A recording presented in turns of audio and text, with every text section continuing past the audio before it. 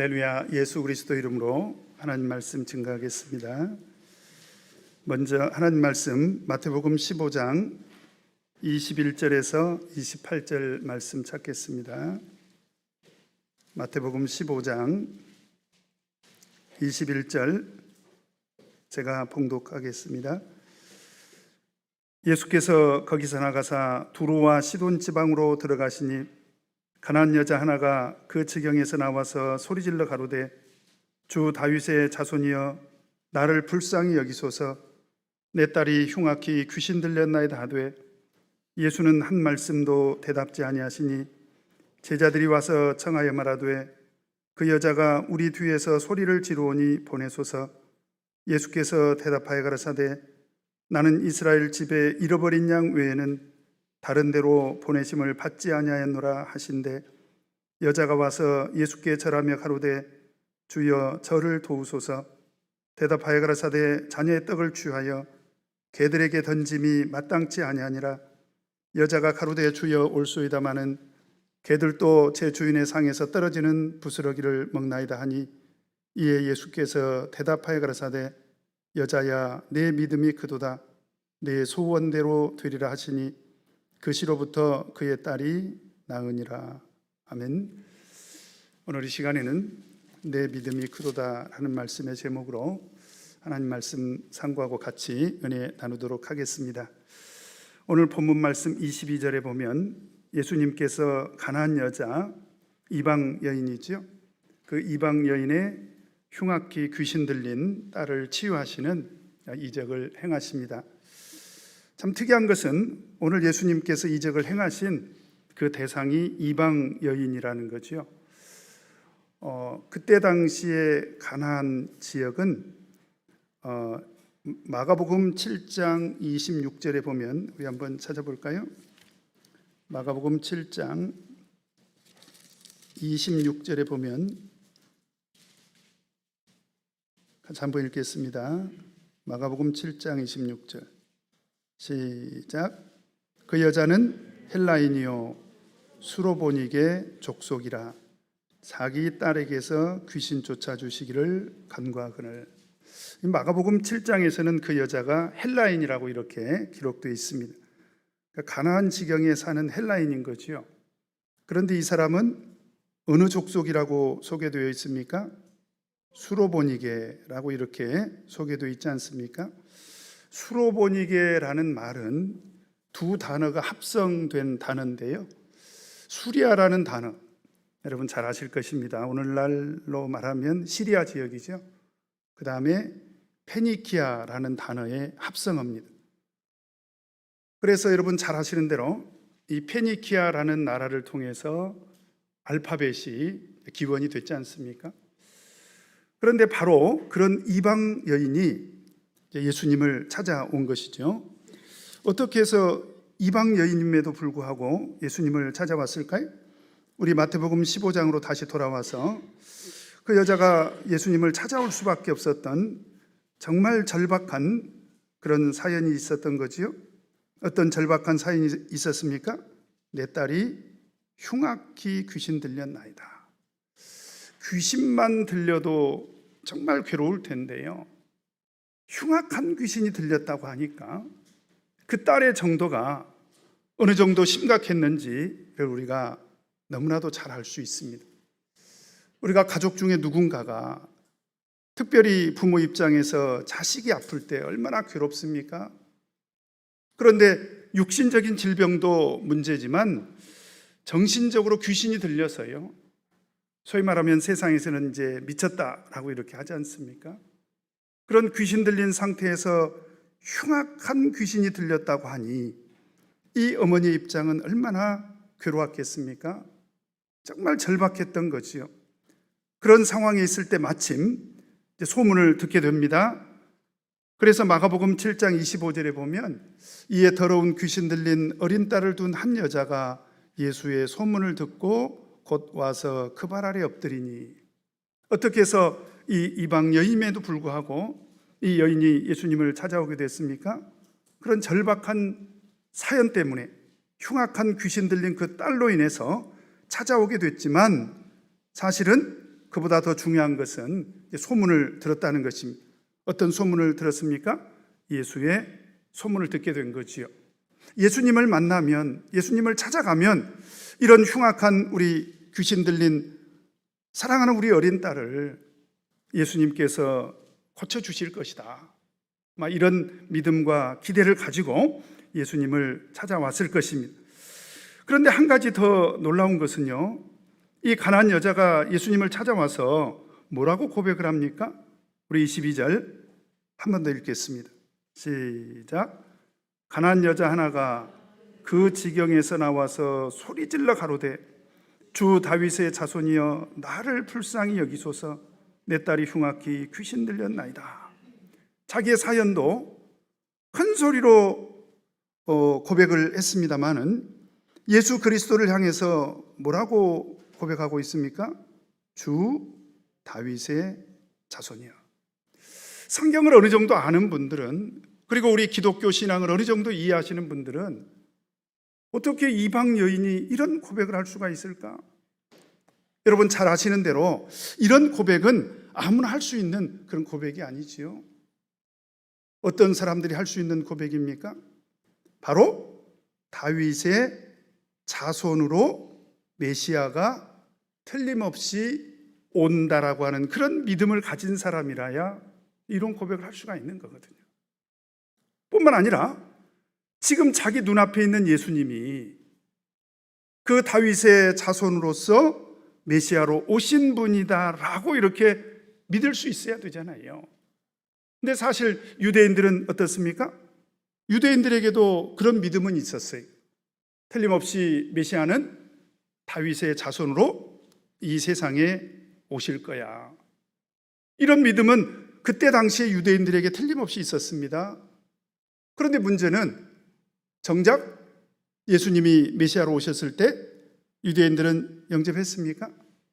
요한복음 1장 10절에서 11절을 보면 그가 세상에 계셨으며 세상은 그로 말미암아 지은 바 되었으되 세상이 그를 알지 못하였고 자기 땅에 오매 자기 백성이, 여기서 말하는 자기 백성은 바로 사실은 유대인들을 말하는 것입니다.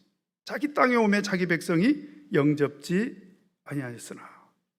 근데 정말 놀랍게도 이 여인은 예수님을 그 다윗의 자손으로 오신 메시아이신 예수 그리스도 구주로 고백을 하고 있는 것입니다. 왜요?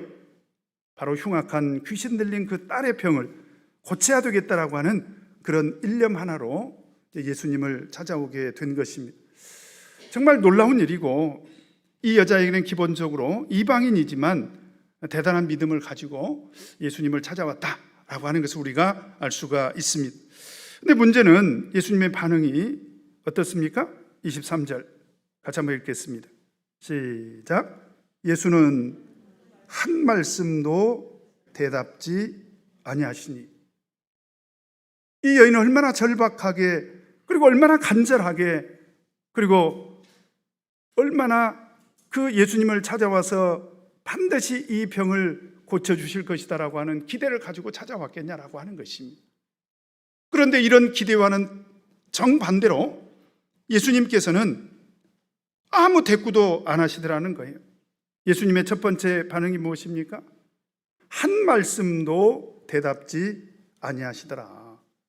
침묵하신 것이요. 너무 냉담하신 것입니다.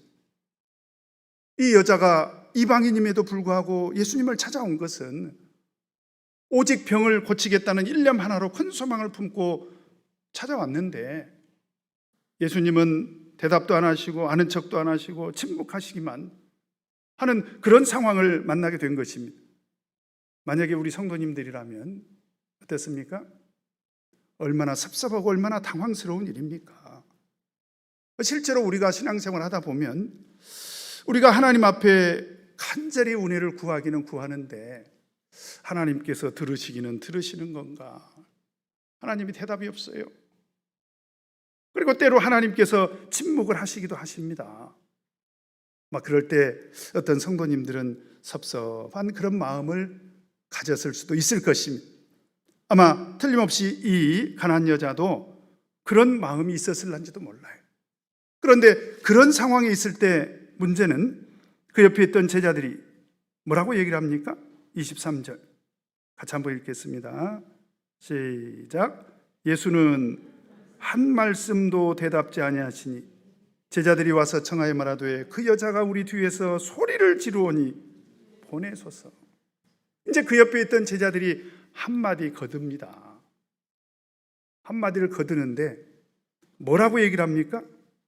소리를 지른다는 거예요. 소리를 지른다. 여러분, 소리를 지른다는 얘기는 무슨 뜻입니까? 시끄럽다는 거예요. 그러니까 어떻게 하라는 거예요? 빨리 보내버리자는 것입니다. 아마 제가 생각할 때 예수님을 따르는 제자들 입장에서는 예수님은 얼마든지 귀신 들린 그 사람을 고칠 수 있는 능력이 있다고 믿었기 때문에 아마 그냥 보내자는 말은 저는 아니었을 거라고 생각을 합니다.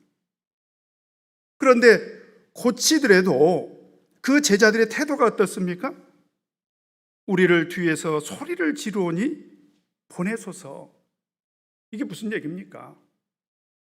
시끄러우니까 그냥 빨리 쫓아버리자는 거죠. 그러니까 사실 그 제자들이 한 그 말도 이 여자 입장에서는 굉장히 섭섭했을 것입니다. 계속 섭섭한 일만 쌓이는 거죠. 어떤 분들은 교회 오셔가지고 이것도 섭섭한데 또 저런 일로도 마음이 상하면 어떻습니까? 해도 너무한다고 막 그런 생각이 들 수도 있었을 것입니다. 그런데 설상가상으로 24절에 보니까 같이 한번 읽겠습니다.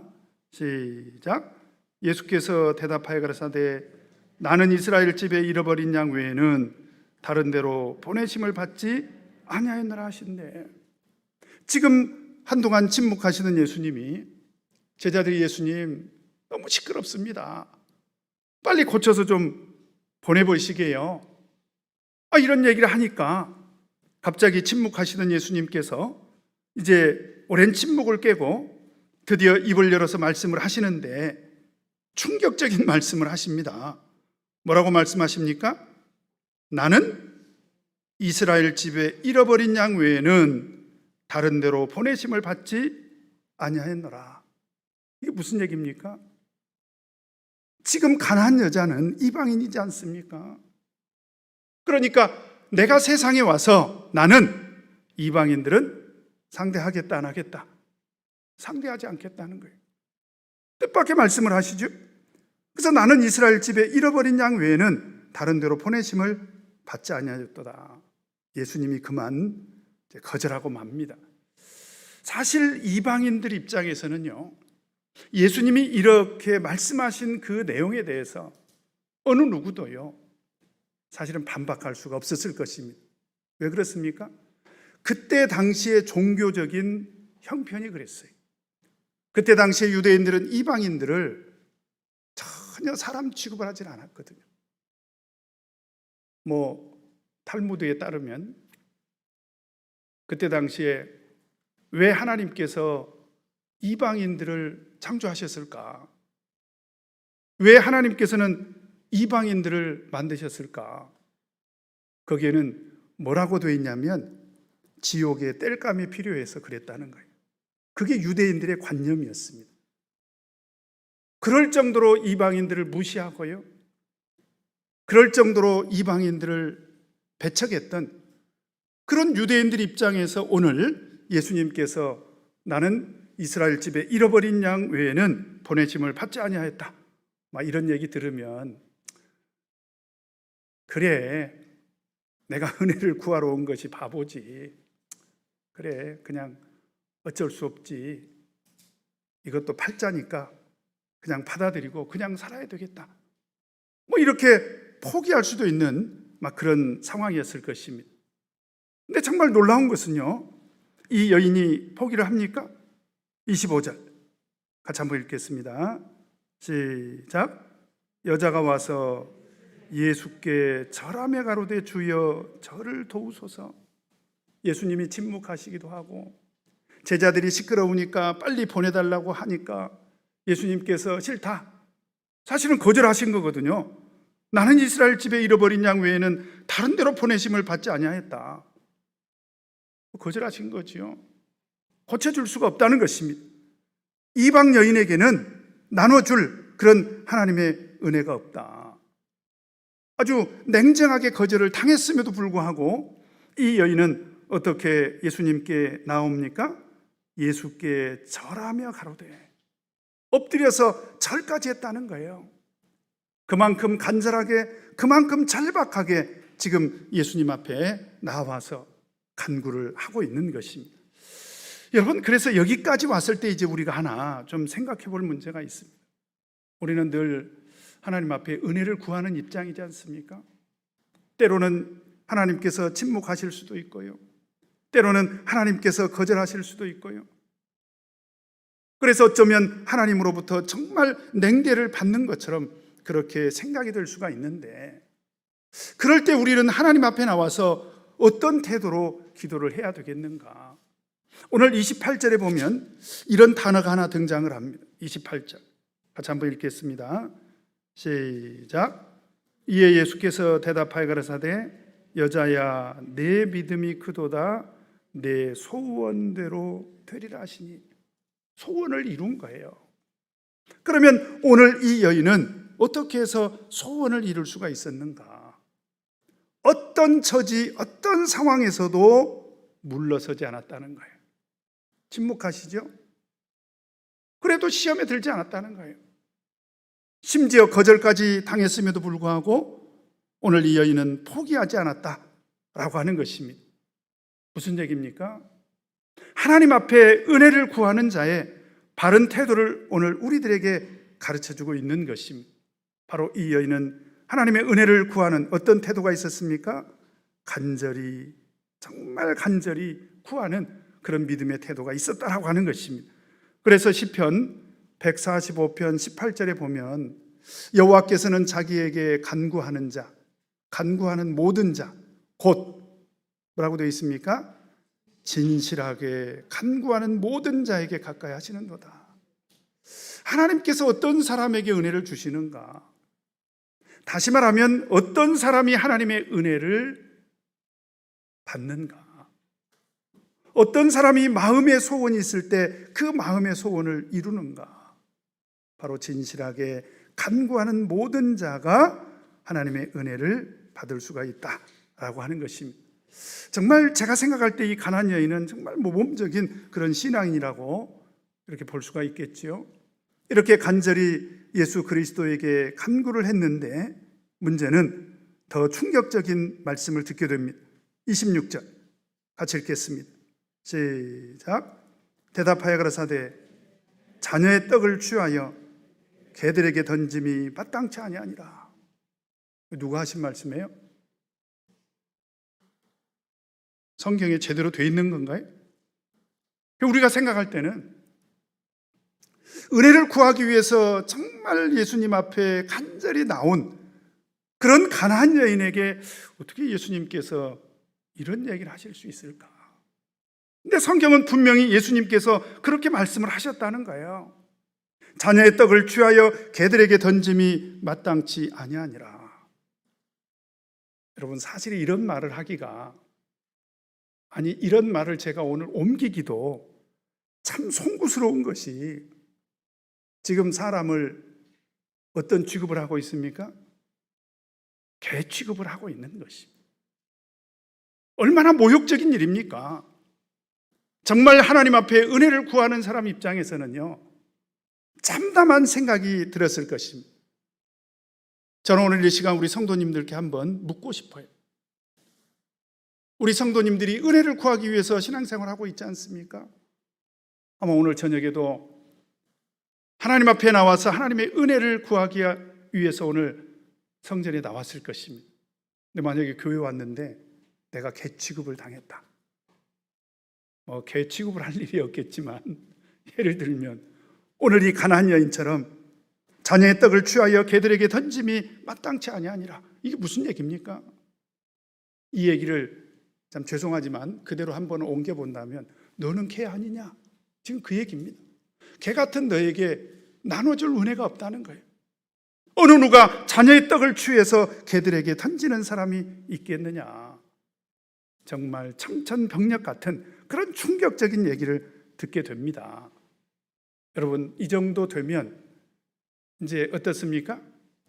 은혜를 구하는 것이고 뭐고 간에 나는 당장 때려치고 내가 이놈의 교회를 다시는 나오나 봐라. 그리고 아마 거의 대부분의 성도님들이 집으로 가버렸을런지도 모릅니다. 그런데 오늘 이 가나안 여인은요, 정말 대단한 것은 그 얘기를 듣고도 하나님 앞에 은혜를 구하고 있습니다. 어떻게 은혜를 구합니까? 27절 같이 한번 읽겠습니다. 시작. 여자가 가로되 주여 올소이다마는 개들도 제 주인의 상에서 떨어지는 부스러기를 먹나이다 하니. 정말 대단한 것은, 이 여자도 정말 대단한 것은 뭐라고 얘기를 합니까? 예수님, 저 개 맞거든요. 어떻게 한번 따라서 해봐요. 예수님, 저 개 맞거든요. 아무도 안 따라서 하시잖아요. 이런 말 아무나 할 수 있는 말이 아닙니다. 그런데 이 여자가 하는 말이 저 개 맞거든요. 주여 올소이다마는, 그 얘기는 저 개 같은 여자 맞습니다. 그러면서 하는 말이, 아니 예수님, 그래도 개들도 제 주인의 상에서 떨어지는 부스러기를 먹지 않습니까? 이게 무슨 얘기입니까? 저는 개 같은 사람이 틀림이 없는데, 그런데 예수님, 그 개들도 주인의 쌍에서 떨어지는 부스러기라도 먹지 않습니까? 이 여자가 정말 대단한 것은요, 기어이 예수님을 통해서 부스러기라도 얻어가겠다, 지금 그런 얘기입니다. 맞죠? 여러분, 그런데 여기에는 이 여인의 엄청난 믿음이 들어있다라고 하는 것을 아셔야 됩니다.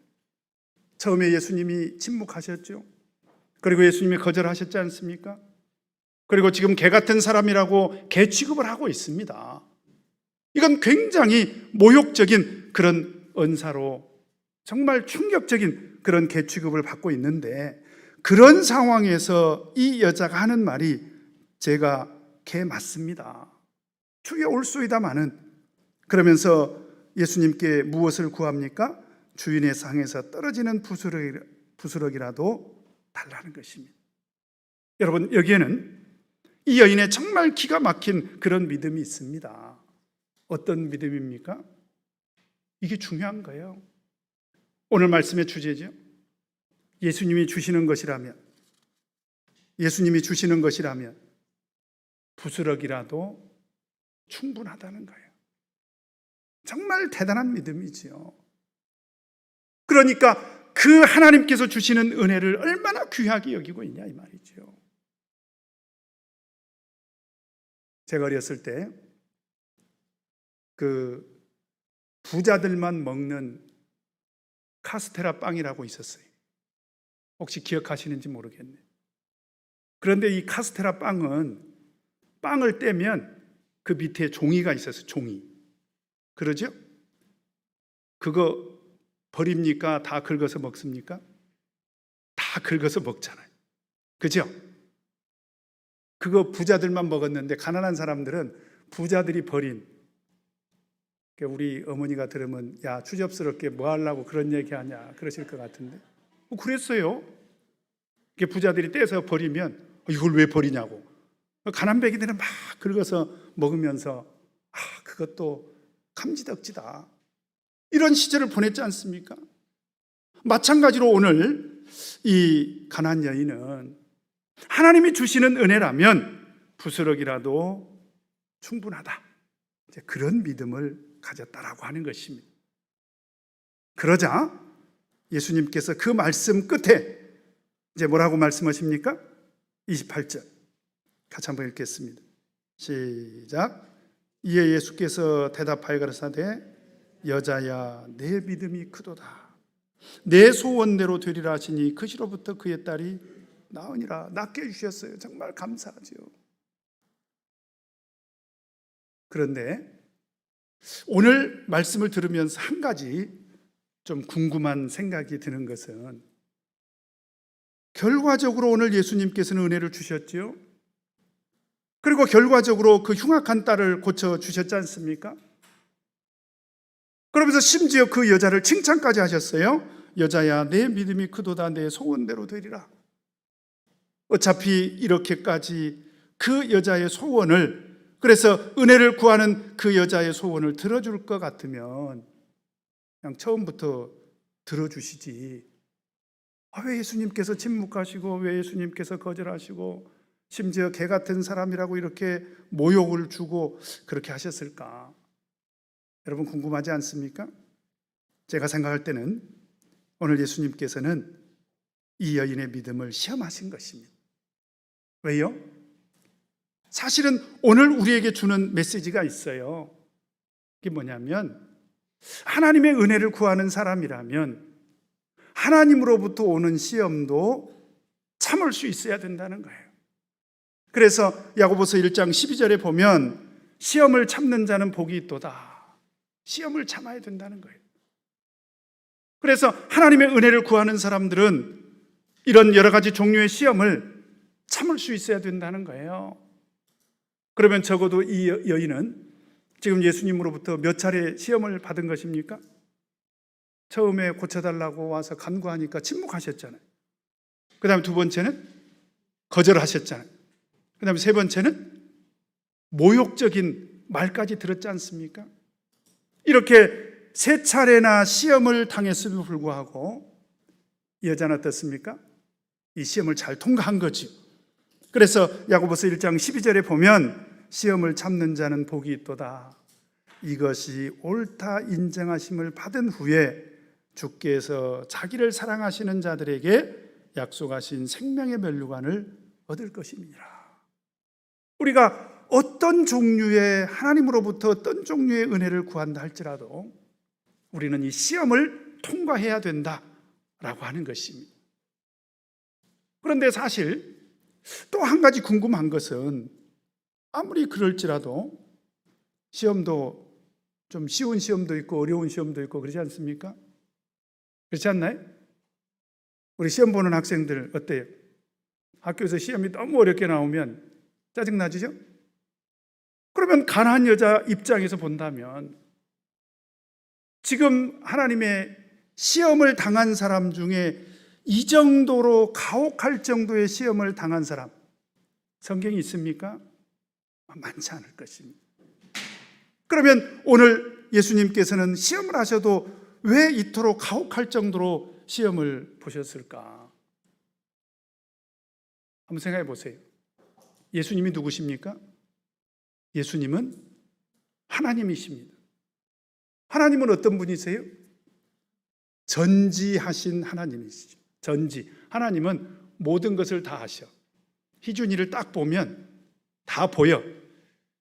희준이가 몇 살인지, 몸무게는 어느 정도 나가는지, 지금 무슨 생각을 하고 있는지, 그죠? 그러니까 예수님도 사실은 이 가난한 여자를 처음 만났을 때 다 아셨을 것입니다. 그래서 만나자마자 28절에 있는 이 말씀을 하실 수도 있는 형편이었을 것입니다. 또다 내 소원대로 되리라 아마 이렇게 말씀하셔도 됐을 것입니다만은 오늘 예수님께서는 그렇게 하지 않으시고 어떻게 보면 이 여자의 믿음은요 시험을 보고서야 은혜를 받을 그런 사람이 아니라 이 여자가 소유한 믿음을 놓고 본다면 이 여자는 무시험으로 합격시켜줘도 충분한 그런 믿음을 가졌던 그런 사람인데 왜 이토록 예수님께서 가혹할 정도로 그런 시험을 보셨을까요? 만약에 그런 시험을 보지 않았다면 어떻습니까? 예수님은 정확하게 아시죠. 그런데 그 주변에 있는 예수님의 제자들, 그 다음에 그 주변에 둘러선 사람들은 이런 믿음을 소유한 사람이라는 걸 알았을까요? 몰랐을까요? 몰랐을 것입니다. 그래서 예수님은 그 여자를 만나는 순간 아마 그런 생각을 했을런지도 몰라요. 내가 정말 이방 여인임에도 불구하고 오래간만에 정말 근사한 그런 믿음을 가진 사람을 만났구나. 내가 오늘 이 믿음을 모든 사람들이 다 알도록 시험을 한번 치러봐야 되겠다. 여러분, 공부를 잘하는지 못하는지는 시험을 봐봐야 아는 거 아니겠습니까? 그런 측면에서 생각을 해본다면 오늘 예수님께서는 이 여자의 믿음을 드러내 보이시기 위해서 시험을 봤을 것이다. 그러면 그것만이 시험을 보신 이유일까요? 그게 아니고 오늘 박은진 목자가 이제 우리 사랑하는 성도님들에게 이 여자의 큰 믿음을 보여주시려고 오늘 저는 시험을 봤다고 이렇게 생각을 합니다. 그런 측면에서 생각을 해보면 얼마나 고마운 일입니까? 시험은 누가 봤어요? 시험은 누가 봤어요? 가난한 여자가 보고. 은혜는 누가 받았습니까? 우리가 받았습니다. 정말 고마운 일이지요. 그래서 오늘 이 말씀을 통해서 우리가 꼭 본받아야 될 것은 정말 이방 여인임에도 불구하고 예수 그리스도를 메시아로 믿고 왔던 한 여인의 큰 믿음을 우리가 본받아야 되겠습니다. 바로 그 믿음은 무엇입니까?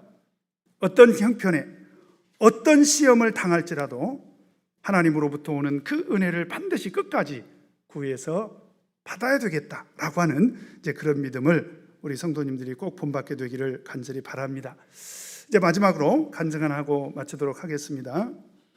인도에서 이제 한 그 남자 신도가 있었는데요. 이분이 그 참예수교회 그 복음을 듣게 됩니다.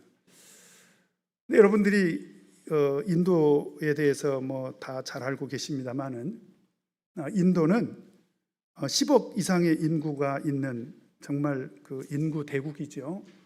그런데 인도의 대부분의 사람들은 힌두교를 믿고 있습니다. 제가 통계를 찾아보니까 국민들의 80% 이상이 힌두교도래요.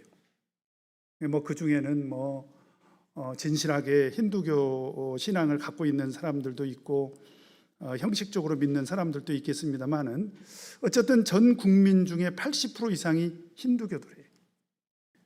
그 힌두교의 특징이 뭐냐면 여러 특징이 있습니다만은 그 중에 하나가 뭐냐면 주술적인 신앙을 추구합니다. 굉장히 미신적이죠. 그리고 많은 잡신을 섬기고 있습니다. 힌두교 하면 생각나는 게 있죠. 힌두교도들은 뭘 숭배해요? 소를 숭배합니다. 그래서 소고기도 먹지 않을 뿐만 아니라 소가 지나가면 운전을 하고 가던 사람들도 소님이 지나가실 때까지 기다려줘요. 그럴 정도로 힌두교도들은 굉장히 미신적이고 주술적인 그런 신앙을 갖고 있는데 거기 인도에서 한 분이 이제 참예수교회로 개종하게 됩니다. 참 그런 종교적인 토양에서 참예수교회 신앙을 갖는다는 것은 정말 어려운 일이죠. 그런데 이분이 이제 참예수교회 진리를 받아들이고 나서 우리 가까운 친척들에게 꼭 좀 전도를 해야 되겠다. 왜 그러냐면 그 친척들이 다 우상을 숭배하고 굉장히 미신적이고 주술적인 이제 그런 신앙을 갖고 있기 때문에 이제 그렇게 이제 결심을 하고 기도를 충분히 하고 이제 가족들 그리고 친척들에게 전도를 합니다. 그런데 그 중에 한 가족 중에 한 명이 누구였냐면 셀바라지라고 하는 이름을 가진 그런 청년이 있었는데 한 번은 그 청년이 어느 날 예배에 참석하게 되지요. 그리고 정말 놀랍게도 기도 시간에 성령을 충만하게 받습니다. 그런데 이 셀바라지라고 하는 이 청년이요, 어렸을 때부터 힌두교 신앙을 갖고 자라온 사람인데 성령 체험을 하고 참 하나님을 발견하게 돼요. 그리고 우리 인생의 생사화복을 주관하시는 분은 하나님이시다, 이걸 확신하게 됩니다. 그리고 우상을 숭배하고 있던 자기 가족들에게 찾아가 가지고 그 하나님을 전하죠. 그래서 더 놀라운 것은 그의 가족들이 전부 세례를 받고 이제 성령을 받게 됩니다. 그래서 이 가족, 셀바라지라고 하는 이 가족들은요, 그 가정에서 항상 성령으로 기도를 했대요. 그러니까 마을에서 이제 어떤 소문이 났느냐? 여러분, 제가 아까 전제했죠. 힌두교도들은 어떤 신앙을 가졌다고요? 굉장히 주술적이고 그다음에 미신적인 이제 그런 신앙을 가졌다는 거죠. 이제 그러다 보니까 어느 날 갑자기 그 셀바라지라고 하는 그 청년집 그 가족들이 모여서 항상 기도를 하는 소리를 들으면서 저기는 굉장히 신령한 사람들이 사는 곳이다. 이렇게 이제 인식하게 됐다는 거지요. 그래가지고 어려운 일이 있을 때마다 마을 사람들이 찾아온대요. 심지어 병 걸린 사람도 찾아와서 안수받고 고침을 받고 가고요. 심지어 어떤 경우가 있었냐면 귀신 들린, 오늘 이 흉악한 귀신 들린 딸이 고침을 받지 않습니까? 그죠? 흉악한 귀신 들린 그런 사람들이 찾아와가지고 또 고침을 받고 가고 이렇게 했다는 거지요. 그러던 어느 날 힌두교 성직자가 미쳐버립니다. 그래가지고 어느 정도로 이 귀신이 심하게 들렸냐면 막 집을 뛰쳐나가가지고 도저히 사람들이 어떻게 해볼 수 없는 그런 정도까지 광기가 있었대요. 그래서 결국 어떻게 했느냐? 사람들이 밧줄로 그를 묶어서 집으로 데려올 정도가 됐다라고 하는 거지요. 그래서 이제 가족들이 너무 그런 모습에 근심이 돼가지고 누구를 찾아갔냐면 점술가를 찾아가. 점술가. 힌두교는 그런 주술가들이 많기 때문에. 그리고 점술가를 찾아가니까 뭐 해결이 됩니까? 그래서 그 다음에는 또 무당을 찾아갔대지요. 그런데 그 무당을 찾아갔는데도 못 고치는 거예요. 그래서 결국은 그 힌두교 성직자를 어디로 데리고 왔느냐? 그 셀바라지 형제 집으로 데리고 온 거예요. 그래서 온 가족들이 일주일 동안 그를 위해서 기도해가지고 놀랍게도 힌두교 성직자가 고침을 받게 됩니다. 그렇게 해가지고 이 힌두교 성직자도 세례를 받고 성령을 받고 참예수교의 신도가 됩니다. 바로 그 셀바라지라고 하는 청년이 나중에 연합총회 일꾼이 돼서 하나님을 위해서 헌신을 하다가 이제 지금은 퇴직을 하셨는데요. 올해 통계를 보니까 2021년도에 인도에는 그 힌두교도들이 판치는 그런 세상에 우리 참예수교회가 몇 개가 있냐면 교회가 14개, 그리고 기도소가 3개가 있습니다. 그리고 놀랍게도 우리 참예수교회 신도가 1613명이 있습니다. 여러분 어떻습니까? 그런 힌두교 신앙을 가지고 있는 그 사람들 속에서도 사실은 우리가 생각할 때는 이방인들이지요. 그래서 그런 사람들이 어떻게 하나님을 믿을까라고 이렇게 생각을 했는데 그 가운데도 복음의 씨가 떨어져서 이와 같이 악령을 물리치고 귀신을 쫓아내는 이런 놀라운 역사가 있더라라고 하는 것입니다. 오나우키는 우리가 믿는 하나님, 정말 흉악한 귀신을 쫓아내시는 그런 하나님이신 것을 꼭 믿으시기를 바랍니다. 어떤 시험이 있다 할지라도 우리는 하나님만을 의지해서 하나님께서 우리에게 허락하시는 놀라운 권능을 항상 체험하면서 살아가시는 저와 여러분 되시기를 간절히 바랍니다.